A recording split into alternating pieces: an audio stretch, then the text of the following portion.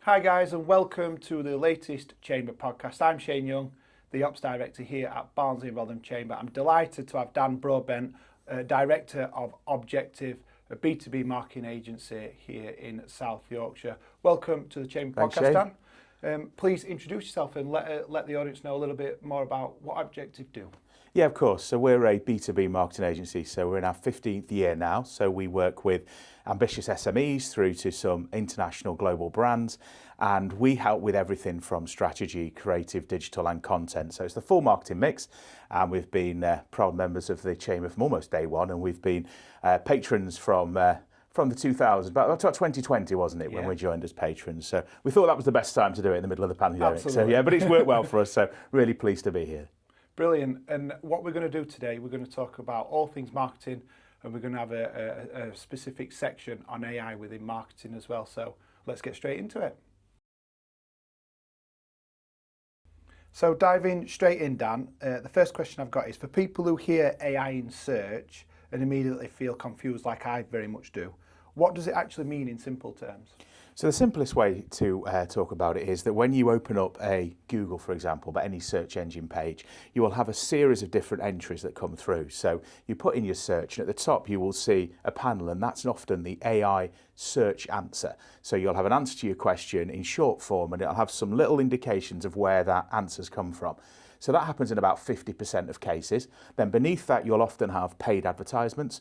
Then you'll have what we call organic listings. So that's what we always would have known as the SEO generated listings. And then you might have some snippets from social media or from eBay or any other e-commerce along the side. So it's that real top level entry that you have at the top, which is summarizing the answer that you're looking for. Yeah, it's definitely evolved and changed in terms of how Google search and other engines operate now in terms of search, but specifically about Google, how has Google search changed in the last few years because of AI? I think we've just touched on it, but do you want to kind of go into that a little bit more? Yeah, absolutely. So it's evolving all the time. So our team were over in San Diego. We were the only agency, B2B agency regionally asked to go over to San Diego to the biggest digital marketing event in the world. It's called Hero Conference.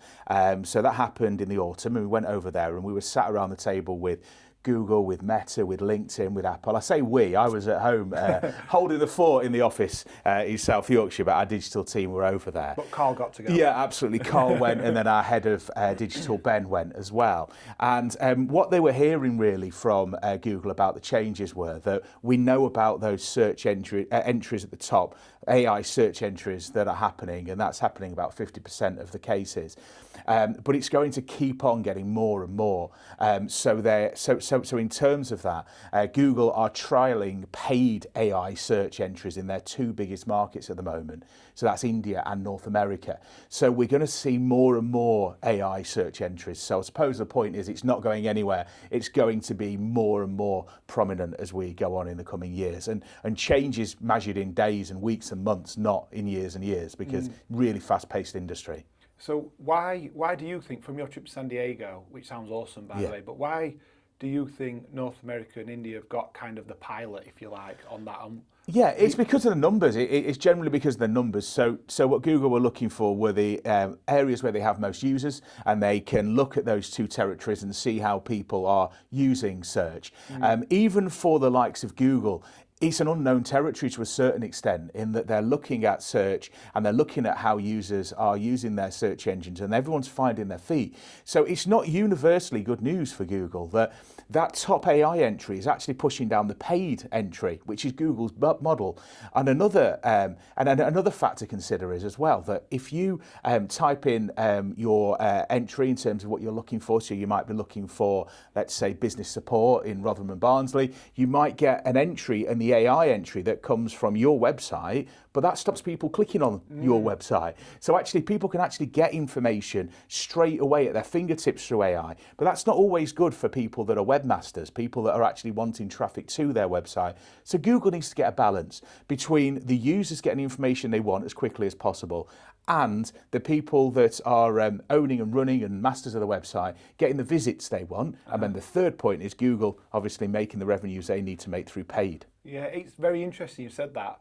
So like Matt, our marketing manager behind the camera today, very much looks at the web hits and the clicks and all that, as a marketing manager does. Absolutely. And it kind of gets embedded in those stats. But if you've got your Google search or any other engine search, AI search, and you've got that top box, which is the AI section, Absolutely. giving you an overview or whatever it is, then you've got your paid ads, then you've got your organic search and whatever else next. All that's just going further and further Absolutely. down. So if you're paying a lot of money for Google ads, and you are at the top technically on the Google ads, but you're not, because there's the AI bit first. Yeah, there's another level really. So the way we look at it, we have this term within our agency called digital domination. So what we're talking about there is we're working with clients to make sure that they dominate a web page for a relevant search term in all of those areas. So you really need to be looking at being in that AI search box, in the paid area, so the advertisement, and in the organic search, so the listing beneath, which we always would have seen as the SEO optimized search, and as many social contents that you can get as well. So certain web pages, you'll notice that you have entries from social media platforms and from e-commerce platforms. So you really want to be dominating that front page to make sure that when someone is searching for what you do, they find you more easily than your competitors. Yeah, brilliant. So one thing that I think is out there in the world right now is there's a lot of kind of misunderstanding around AI, around automation, whether that's in business process or within marketing really. So a question I've got for you is, what's the biggest misunderstanding local businesses have about AI and marketing? So I think there's 2 points. I think you mentioned about automation and business process. Sometimes there are businesses, and this is often actually larger businesses, they might have a project team that are looking at AI within their business, and they put marketing under the same umbrella. And actually it's very, very different to make sure that your website is being found in search than it is to make sure you have process improvements across your manufacturing line. So we say to look at marketing as a function and AI as a component of the marketing function, in opposed to just this umbrella term of AI. I think that kind of simplifies things a little bit. In terms of the other part, people see AI as a way of saving time, possibly saving money in terms of the headcount in the business. And it can do that, but it's also a fantastic opportunity to invest in making sure your business is found before your competitors are found. And you can get that first mover advantage. So what we're keen to do is work with South Yorkshire businesses to make sure that we can impart all of the information that we gained from our visit to San Diego and our partners at Google and everything else that we've gained over the past 15 years, and make sure if we start today, then we're ahead of other businesses that are perhaps wondering what to do and are still debating their strategy. You get that first mover advantage. It's just, if you look at the web, if you were a first mover in terms of having the first website in your sector and optimizing that website, imagine where you'd be today. And there's an opportunity now with AI to make sure you don't miss the boat. Yeah, definitely. You've talked there about helping businesses within South Yorkshire, which you do very, very well. And a lot of those businesses are small businesses. So it's a question I've got specifically, and I'm hoping we're going to kind of bust a daft myth really, but do small businesses really need to care about AI in search? Or is it mainly for your big brands, your big national, global companies? So I would say anyone who wants customers should care about AI in search, just the same as they should care about marketing. So it's not the be all and end all. We're not saying put all your eggs in one basket, but what we're saying is look at so the big advice is to look at profiling the persona of your customer. Who are your customers? And if you can profile those customers, you can then, if you're a small business, you'll have a smaller budget, but you can utilize that budget in the right places. So who are you wanting to engage with? What messages do you want them to understand about you? And then you look at where those people are. And if you can find where they are online, then you use AI, but then you also use other tools like paid advertising, like social content, like websites and platforms, and like traditional SEO to make sure that your messages are at the right place. And the other thing we would say is that AI search isn't replacing search engine optimization. Don't trust anyone who tells you it is. You need the fundamentals of SEO, of search engine optimization, in order to be successful in AI search. So it's just a layer on top of SEO. It's not replacing SEO. So we offer search engine optimization packages to almost all of our customers, all of our clients. And then on top of that, we offer a module that looks at AI search as well. So it's an addition, not a replacement to, but it's a brilliant opportunity because we can be even more targeted and get even more awareness to your brand, whatever the size of the business. Brilliant, makes complete sense.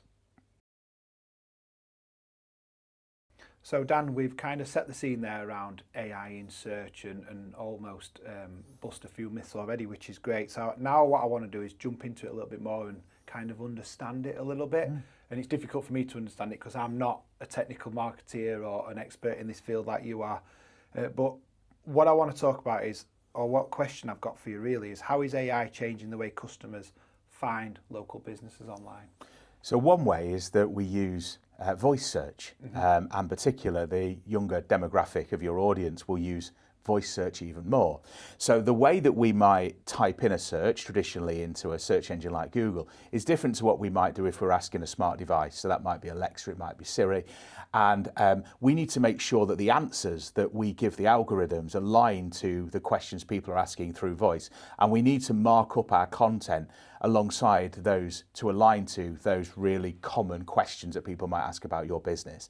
So if you're an insurance broker in South Yorkshire, then somebody might ask a question as to, which is the best insurance broker in South Yorkshire. So we need to make sure there's content available for the algorithm to find that answers that question. So it's about looking at doing some research, using tools to do some research and see what questions people are asking, what you want to be found for, and making sure you have content, lots of great content on your website that is readable by the algorithm that answers those questions, because that gives you a best chance of being cited in those responses. So if I'm a small business and I want to make sure I appear on your voice search, so I'm looking for something. Hi Siri, find me a local restaurant in Rotherham, whatever it may be, or a local business insurance provider. How do I, as a local business, even start to work on what you call that algorithm or that content on your website to even be listed on that kind of stuff? In my head, and I'm not the expert, that's mind-boggling to me that you could even set your website up for that to then appear on these voice search activations. So the first point is to make sure that you have answers to those common questions on your website. So that's about doing research as to what people might be asking and then aligning the content on your website to those useful questions and useful answers. So in the bad old days of SEO, it was all about cramming your website full of those keywords. So that's going back 10 years or so, where you might have seen text which was unnatural. That's where my head's still exactly. Keywords. Yeah. So keywords are still important, but you need to make it much more natural, much more real. So if you are genuinely the best business insurance broker in South Yorkshire, you have content that aligns to what your customers are searching for on your website, you're halfway there. And then the other part of it is making sure that that content is tagged, has the right code around it to make sure that all of the AI engines can pick up on those answers. Now, the actual technical process of tagging that content, that's really where an agency like us come in. But you, first of all, the first step of the process is to research what you want to be found for, and then you need to look at making sure you've got the content. The technical part you might need some support with, but the first two, without the first two, then you certainly can't expect to be listed because you're not giving anyone the answers that they're looking for. Yeah, you've used that term there. That's probably new to me in some ways, even though it's common sense from the conversation we're saying, but AI engines, before it was just search engines. So I remember the days when it asked Jeeves. Yeah, absolutely. Google and then all that. So it has obviously evolved so much. So there's a lot of different tools, AI-powered search tools, such as ChatGPT, Claude, Copilot, Sure. Your Google AI. Absolutely. Do they all interlink in some way in terms of do they all chuck up the same message or the same Not answer? necessarily, because they look at different sources. So there's a big competition happening, a big, sort of war, if you like, of all the big tech companies. And when we were over in San Diego at Hero Conference, one of the big stats was to say that when all of these AI engines were being built, there was a big war as to where they would actually reference their answers from. And of course, it's not in the interests of Meta to start playing ball, for example, with Google or anyone else, because they've got their own engine. So a natural place for a lot of answers to come from probably would have been Meta in terms of Facebook and Instagram, but they've got their own engine. So other tools had to look elsewhere. So Wikipedia is one of the main places that the information comes from, which is a little bit scary because we wouldn't trust everything that we said on Wikipedia. Yeah. Can anyone add a Wikipedia page? Well, you can certainly edit Wikipedia pages. So you could edit your page to say you've just been selected in the World Cup squad if you wanted to. Goals for England. Exactly. And we know it's only 99. So from that perspective, that's why you can't trust every answer. But of course, things are getting more and more sophisticated. The reason they wanted to use the likes of Meta and Wikipedia is that it's natural language, it's natural references that real users are putting forward, which is really important. But as the technology develops, then the reliability of the answers will develop. But any AI agent is only as good as how you, and this is a term that they were coming back from California, how they are piloted. So if you ask an AI agent to go out and find something for you, you can tell them where to look. So therefore you'll be an AI pilot. That's what it's called. So it's a much more impressive name than somebody who's doing a search. But so you can actually point that AI that AI platform at the sources that you trust. So as we move forward, it's all about making sure your content is available, because if you're not available, you haven't got the relevant content, there's no chance of you being referenced. Yeah. Do you think customers' habits are changing in the way they search for things, but also the way that they're buying things as well? So the way people search for things is definitely changing. In terms of voice search, then as with most things in our industry, we're a business-to-business only agency, and we find two things. Firstly, that anything that happens in business to consumer finds its way into business to business quite quickly, but with a slight lag, because you're more likely to, if you start buying, for example, through voice search at the weekend in your personal life, when you get into the office on the Monday morning, you might try the same tactic, but you're probably not going to do it the other way around. Yeah. So there'll be a slight lag. So we're seeing a slight lag, but it's coming into business to business now in terms of voice search. And then the second point is anything that's happening in North America often comes into Europe with a slight lag as well. And again, the market's a lot more mature for people to actually purchase through a lot of these platforms. So the differences are there's more voice search and there's purchasing within platforms. So I think we're all familiar that you can purchase within a lot of the Meta platforms in social media. So that becomes more and more. In terms of search, we've probably purchased from the Google homepage in opposed to going through to the website, because you've got e-commerce entries on there as well. So that's another way in which it's changing. What we really want to do, though, as marketeers is, it's great to be cited on that first page, but we want people to visit our website because that's where we can really do business with them. So we're now having to make sure that we give people enough content to entice them to visit our website. We don't want that to replace visiting our website in many cases. One question I've got, which is on my cards, and you've just touched on the website stuff there, so I'm going to jump straight to it. Are websites still important in an AI-driven world, or will they be less important in 3 to 5 years? So I think websites are as important as they were, but they're different. So the future of website will be a much more personalised experience.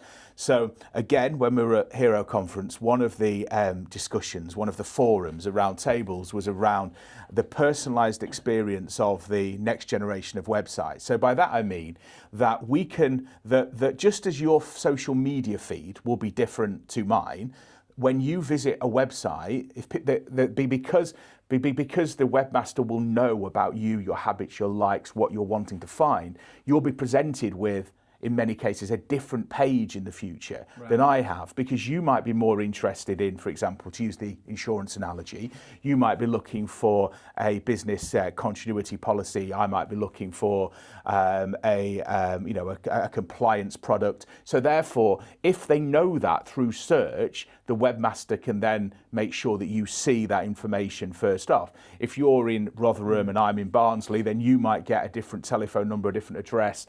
If you're from a business with 100 employees, you might get a different case study to me. So it's about personalized websites. That will become more of the norm. The web domain will be something that's static, so objectivecreative.com will never change, but what you actually see when you visit that website in years' time is likely to be different. That's the way we think it's going. Definitely not the case that it's less important. I think in a B2B world, without a fantastic website, you're going to come up with problems in people finding you, but if they do find you, it's that due diligence, it's that trust piece that people verify you as a business through your website. I'm hearing it is that the still important as ever. Yeah. It's making sure that they're geared up to hit all the right engines, AI products, etc. They're different. They're different, they're more interactive, and they're also more bespoke to each individual user. That's the exciting bit, because the exciting bit with digital marketing is making sure, and particularly for SME clients, is making sure that we can be everywhere for a small group of people, which is much more achievable than 20 years ago, when we had to have so much wastage around the edge because we couldn't be targeted.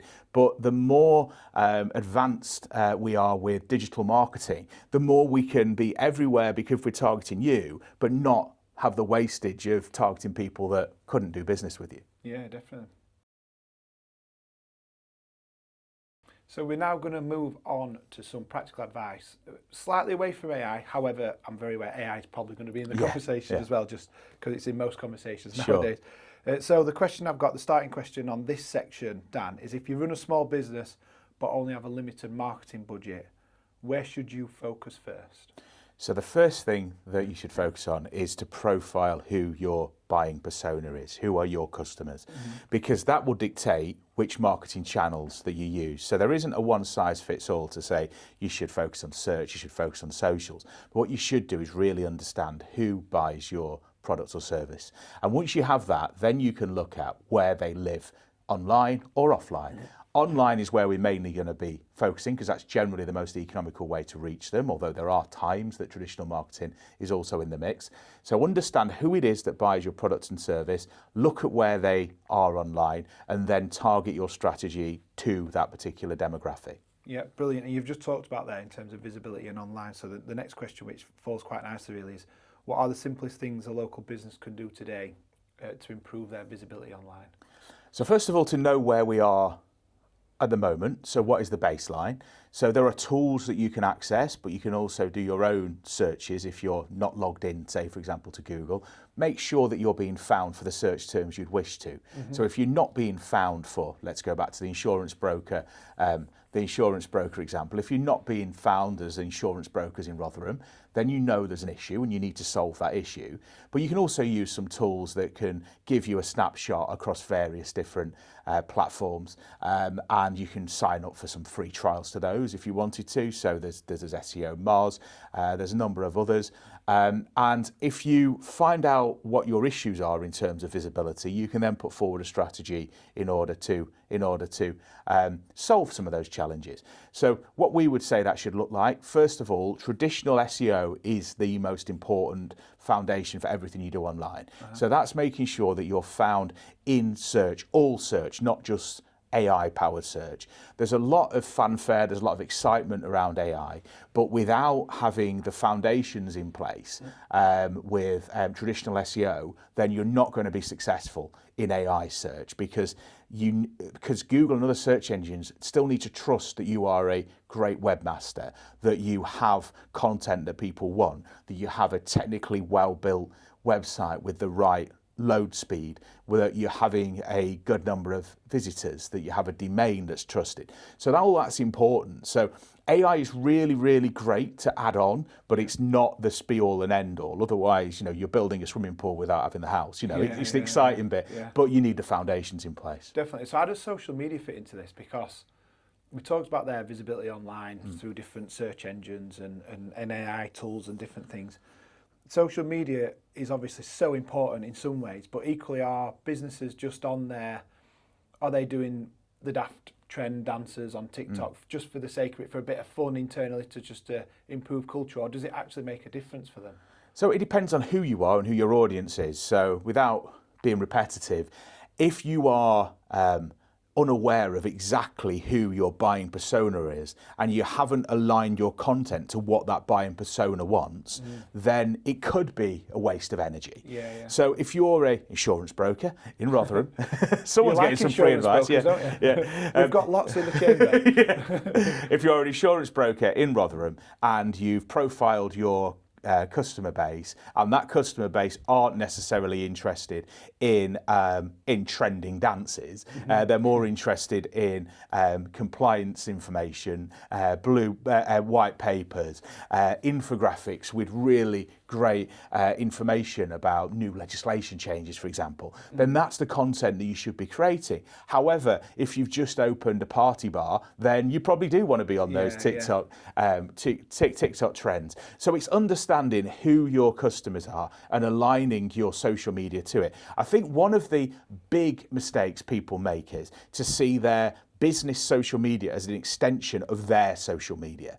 And that's completely wrong unless the business is you and your audience is completely aligned to your friendship groups and your family groups, because you might be really, really interested in the World Cup, in the charts, but your customers might not be. So there's no point putting things out there just because you like it. It's all about putting your customers first. Yeah, you mentioned that around kind of that personalisation, if you like, on different platforms on social media. One thing Matt's done here, our marketing manager, is he's tried to improve and enhance everybody's personal branding on their own LinkedIn profile. Perfect. Which is it's similar content, but equally very different. I know that's double Dutch, but equally very different content to what we put on the business page. Yeah. Because that's more personalised. It's more me interviewing one of our customers or going out and doing, like David's just recently done a salute to business, which went on both, but David got more traction because it's David's face on David's And that will often be the case, because it still goes back to people buying from people, and you still need to have that personal brand. It's quite a grand term, but it's true. That's definitely the case. So especially in a small business that is fronted by a series of individuals that are known within their community. So as much as we need to look at what your customers want, you also need to be true for yourself as well. So there has to be a personality through it. So that's really the tricky point for business-to-business marketing. We always say to people that businesses don't buy from businesses. A person in a business buys from a person in a business. So you still have to have that relationship through your marketing. You just need to consider how you want to be perceived and be enough of yourself in order for people to find it relatable. But also remember that it's not your personal page. It's actually information which is relevant to what your customers are really interested in. Yeah, and I definitely think, especially on a local level, people 100% buy from people. Absolutely. It's an old analogy, it's cliche, but it's so true. Absolutely. And we see that so much within our Chamber of Commerce, because you're all local businesses, you're all networking together, you probably live close to each other within reason. Yeah. So that's why I think personal branding is super important. It's not just a grand term for like your Stephen Bartlett's, your Dragon's Den folk who've got all these high profile viral content and everything. Personal branding is very relevant for me, for you, for Matt. Absolutely. For Carrie at chief exec level. Absolutely. And that's then when people get to know people, and then they have those business conversations to potentially purchase from you later down the line. Well, in a good scenario, that your values as an individual will reflect the values of the business, because if you've done a good job from a people perspective. You will have people that live and breathe the values of that business anyway. So it shouldn't be too much of a challenge. It's just, when you go on the edges of that, it's just making sure that you remember, there is a difference between your personal, in most cases, because there are some businesses that are all about the personality, but in most cases there's a difference between your personal social content and the social content of your business, of what your clients, your customers are looking for. Yeah, brilliant. So moving slightly away from like the personal branding side of things, what's more important now, keywords or genuinely like useful content?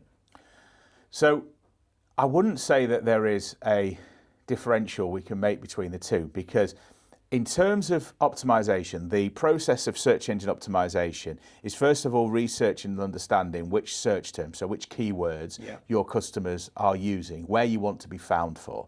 So that's the first part. But then in order to be able to be ranked for those search terms, you need to create great content. So the answer is both, because if you've identified the search terms, the process of SEO is then to create great content, share it on really highly ranked, trusted sites, get links back to the page that you're optimizing for that search term, and that, along with having a great on-page technical experience, will be what rises you through the ranks in search engine marketing.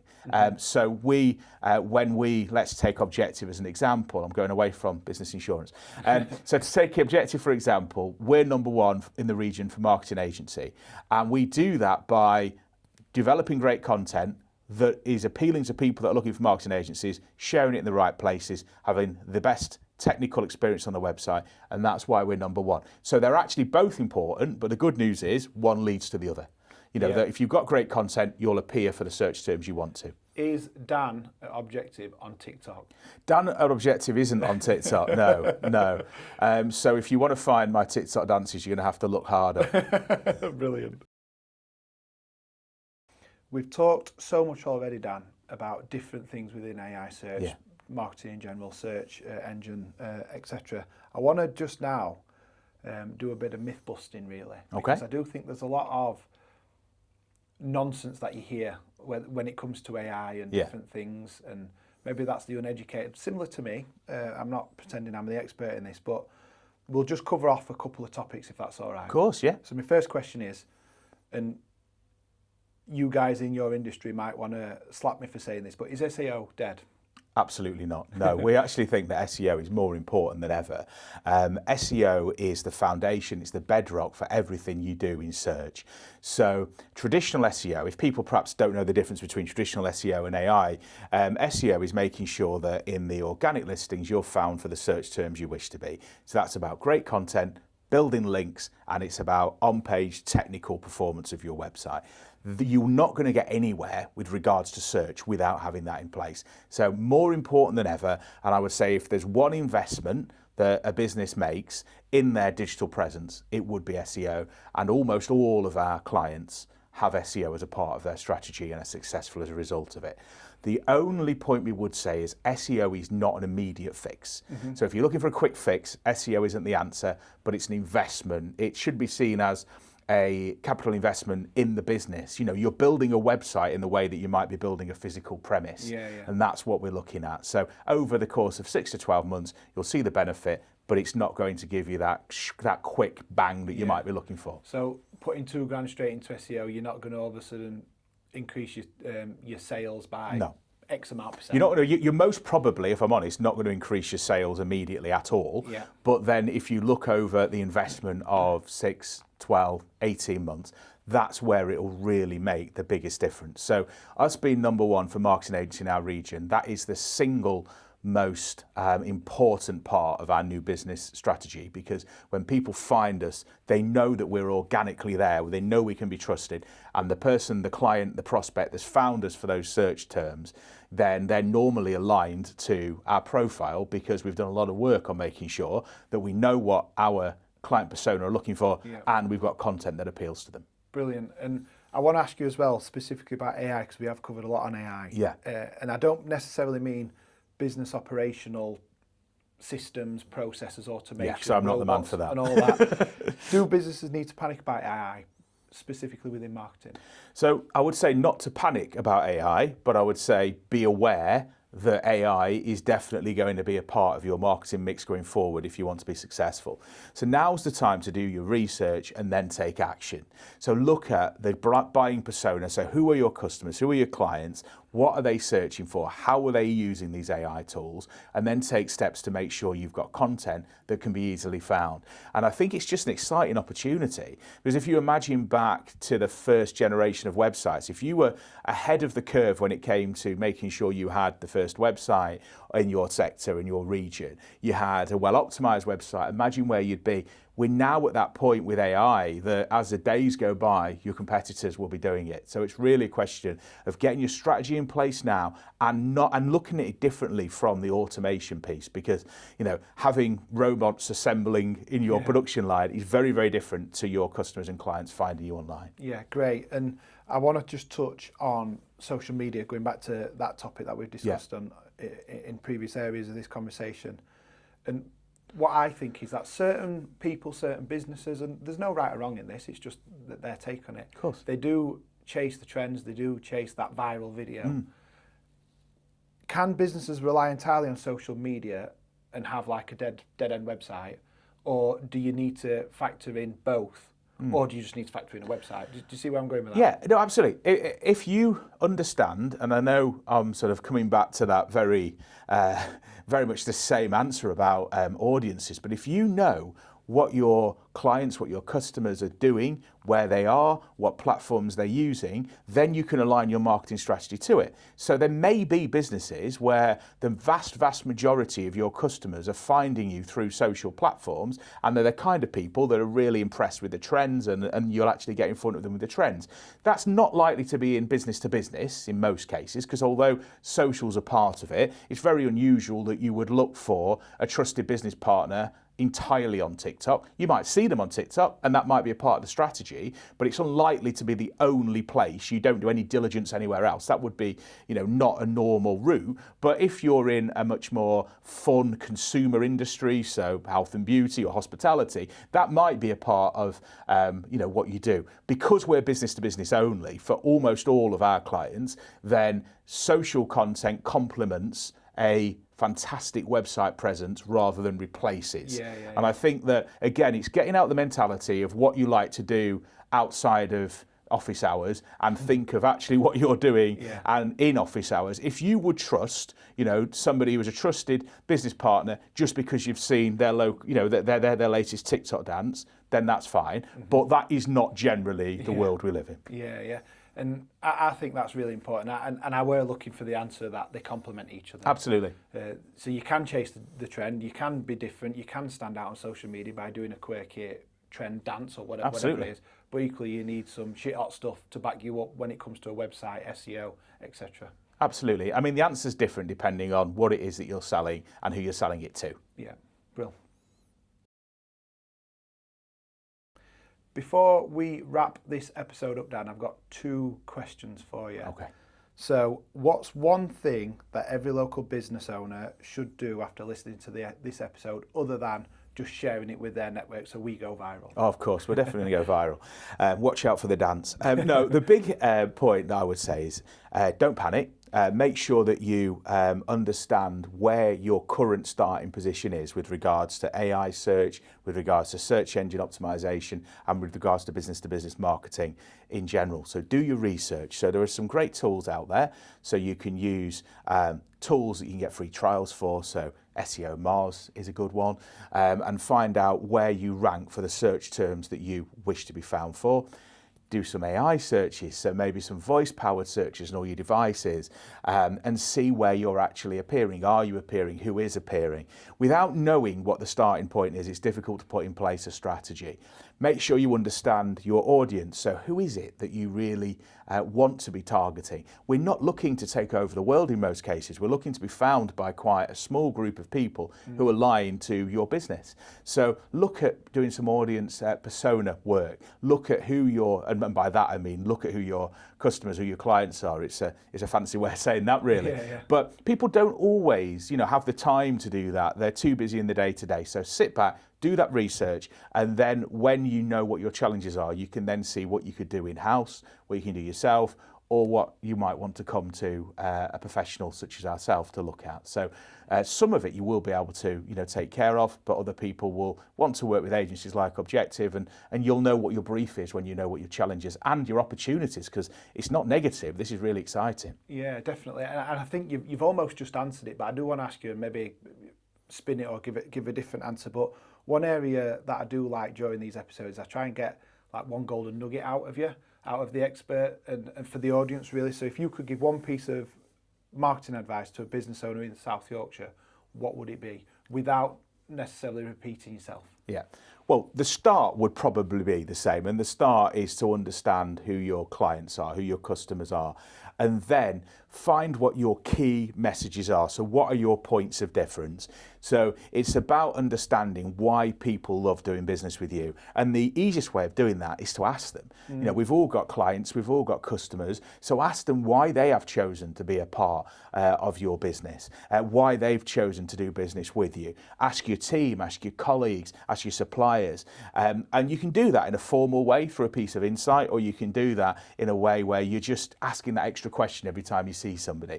And when you've found out what those unique points are, have a look at all your marketing and make sure that those messages are really, really central to everything you say. A lot of SMEs are not so good at shouting from the rooftops about why they're fantastic. Yeah. We have a lot of corporates that make very grand claims, and sometimes the claims are valid and sometimes they're not. But there's such a lot of great SMEs that take for granted that how great their service is, how great their products and services are, how great their price is. And it's really about making sure that you've shouted those messages, because as much as we've talked about being found, when you're found, you need to make sure that you're giving people reasons to pick up the phone or send that message to you and do business with you. There's no point having fantastic messages that no one finds, but it's also equally no point in people finding your website, but when you're there, it doesn't do you justice. Yeah. So make sure that you get across the unique reasons that people should work with you. So for us, it's the fact we're business to business only, it's the fact that we've been trusted for 15 years, and the fact that we're based in this region. Those three things will put us in a really small group of agencies. You'll have your own 3 points that'll put your business in a really small group as well. I think that's so useful, and that's great tips there and great kind of insight to share with the audience. And if they can pick up on some of that, I think that'll really enhance what they're doing. Fantastic. So what we want to do now, Dan, is just wrap up. We're going to say thank you very much to yourself, to Dan at Objective, our proud patron at Barnsley and Rotherham Chamber, for being the expert today and being on this podcast and sharing all the great insights around marketing, AI.